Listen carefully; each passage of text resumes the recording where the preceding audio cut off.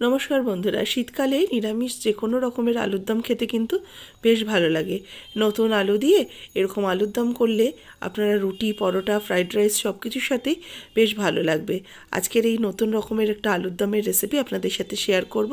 Recipe ভালো লাগলে অবশ্যই লাইক শেয়ার করবেন, যারা নতুন দেখছেন সাবস্ক্রাইব করে নেবেন। আলু প্রথমে ভালো করে ধুয়ে আমি সেদ্ধ করে রেখে দিয়েছি।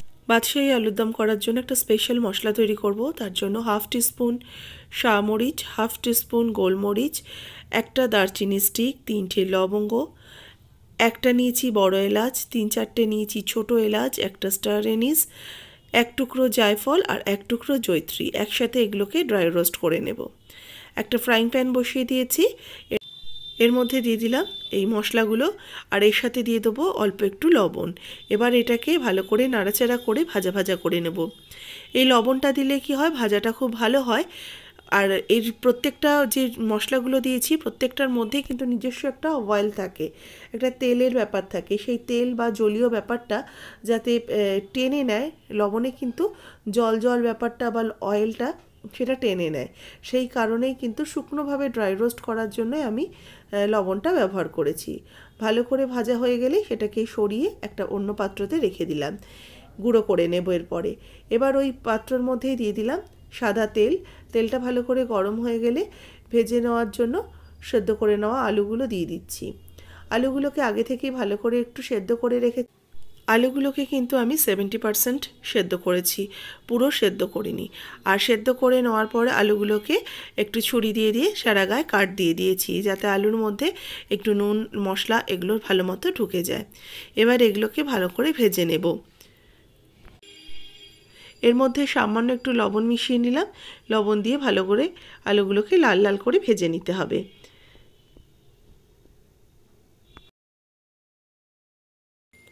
আলুর কিন্তু একটা সাইড বেশ হালকা বাদামি রং আসতে শুরু করেছে, একটু উল্টে দিয়ে আরেকটা পিঠও ভালো করে ভেজে নেব। দুটো সাইডে আলুর একটু ভালো করে ভেজে নিচ্ছি। তবে এই আলুগুলো কিন্তু যেহেতু নতুন আলু, এই নতুন আলুর দম কিন্তু খেতে বেশ ভালো লাগে। শীতকালে আমি অনেক রকমেরই আলুর দম আপনাদের সাথে শেয়ার করেছি, অবশ্যই সেগুলো চেক করে নিতে পারেন। আজকেও সম্পূর্ণ নিরামিষভাবে তৈরি করব বাদশাহী আলুর দম। এটা কিন্তু সামনে সরস্বতী পুজো আসছে, সরস্বতী পুজোতে অবশ্যই বাড়িতে তৈরি করতে পারেন। আলুগুলো ভেজে নেওয়ার পর ঢেকে দিচ্ছি। এবার অন্য কড়াই দিয়ে দিলাম 2 টেবিল চামচ হোয়াইট অয়েল। তেলটাকে ভালো করে গরম করে নিয়ে একটা তেজপাতা, একটু গোটা গরম মশলা আর একটু শাহি জিরা দিয়ে দিলাম ফোড়নে। এবার একটু মশলাটাকে কয়েক সেকেন্ড নাড়াচাড়া করে ফ্রাই করে নিচ্ছি। মশলাটা একটু ভাজা ভাজা হয়ে গেলে দিয়ে দেবো 1/2 টিস্পুন হিং। হিংটা দিয়ে ভালো করে একটু মিক্সড করে নিচ্ছি আর এটাকে একটু ভাজা ভাজা করে নিচ্ছি। এবার এর মধ্যে অ্যাড করে দেবো আদা আর কাঁচা লঙ্কা বাটা। 1 টেবিল স্পুন দিয়ে দিলাম আদা কাঁচা লঙ্কা বাটা। মশলাটাকে কষিয়ে নেওয়ার পর দিয়ে দেবো 1/2 টিস্পুন ধনের গুঁড়ো, 1/2 টিস্পুন জিরের গুঁড়ো। ধনে আর জিরের গুঁড়োটা দিয়ে আবারও কিছুক্ষণ ভালো করে কষিয়ে নিচ্ছি।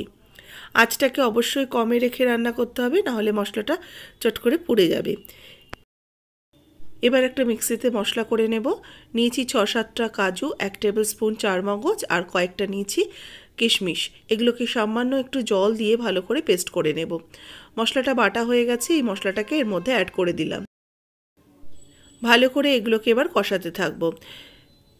কাজু বাদাম চট করে তলার থেকে ধরে যায়, সেই জন্য আঁচটাকে একদম কমিয়ে কিন্তু এটাকে কষাতে হবে। আস্তে আস্তে দেখবেন এটা ভালো মতো ভাজা ভাজা হয়ে গেলে বা কষানো হয়ে গেলে তেলটা খুব সুন্দরভাবে সেপারেট হয়ে যাবে। দেখুন বেশ ভালো করে মশলাটাকে কষাতে থাকছি আর মশলাটা কিন্তু বেশ আস্তে আস্তে জড়ো হয়ে যাচ্ছে আর তেলটা আলাদা হয়ে যাচ্ছে।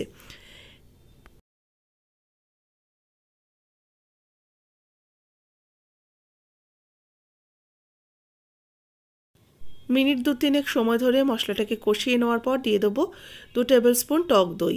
ফেটিয়ে নিয়েছি আগে থেকে টক দইটাকে, টক দইটা দিয়েও এবার ভালো করে এটাকে কিছুক্ষণ কষিয়ে নেব। এবার এর মধ্যে স্বাদ মতো লবণ অ্যাড করে দিলাম। লবণ দিয়ে ভালো করে আবারও কিছুক্ষণ মশলাটাকে কষাতে থাকবো। টক দইটা দেওয়ার পরে কিন্তু আঁচটাকে একদম কমে রাখবেন, নাহলে টক দই ফেটে ছানা ছানা মতো হয়ে যাবে।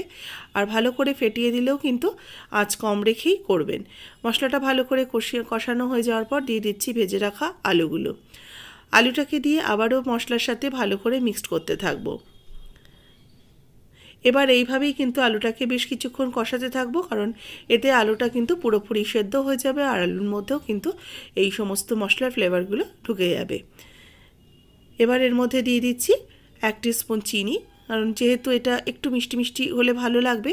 বাদশাহী আলুর দম নিরামিষ একদম সম্পূর্ণ, একটু 1.5 টিস্পুনের মতো চিনি দিলাম। চিনিটা অপশনাল, যতটা সম্ভব আপনারা কমিয়ে বা বাড়িয়ে দিতে পারেন নিজেদের টেস্ট অনুযায়ী। এবার কিছুক্ষণ ঢাকা দিয়ে এটাকে রেখে দিচ্ছি। মিনিট 5 ঢাকা দিয়ে রেখে দিয়েছিলাম, ঢাকাটা এবার খুলে নেব।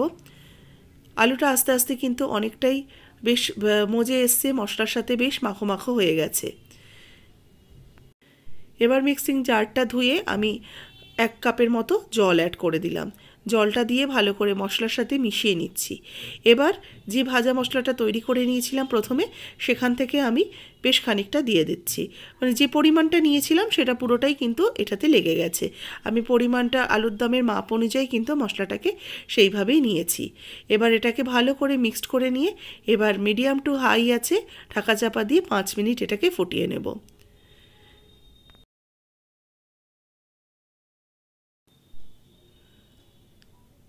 দেখুন এবার ভালো করে একটু মিক্সড করে নিয়ে এর মধ্যে দিয়ে দিচ্ছি একটু কাসুরি মেথি।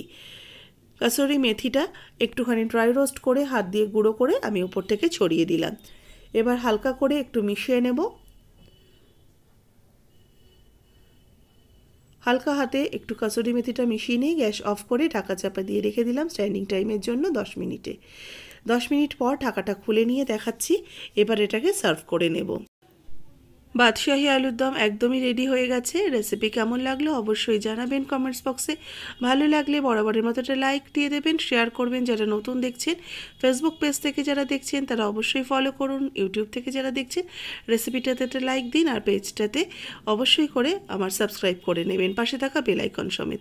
এটা রুটি, পরোটা, ফ্রাইড রাইস কিংবা পোলাওয়ের সাথেও বেশ ভালো লাগবে। সামনে আসছে সরস্বতী পুজো, একটু নতুন কিছু বানাতে চাইলে অবশ্যই এই আলুর দমটা তৈরি করে নিতে পারেন।